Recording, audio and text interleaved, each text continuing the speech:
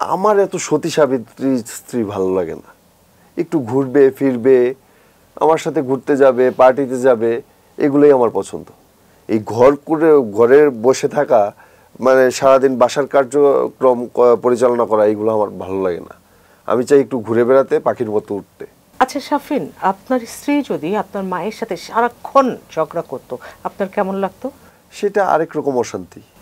আপনার স্ত্রী যদি বিবাহ বহির্ভূত আরেকটা সম্পর্কে জড়িয়ে যেত, তখন আপনার কেমন লাগতো? অবশ্যই খারাপ লাগতো। আপনার বন্ধুরা যদি আপনার স্ত্রীর রূপ গুণ সকল কিছু নিয়ে প্রশংসা করতো, আপনার কেমন লাগতো? একটু জেলাসি কাজ করতো। তাহলে তো আপনি অনেক শান্তিতে আছেন ভাই। আপা শোনেন, এত প্যাচ দিলে হবে না। আমি সংসার করতে চাইছি, ঘুরে বেড়াতে চাইছি।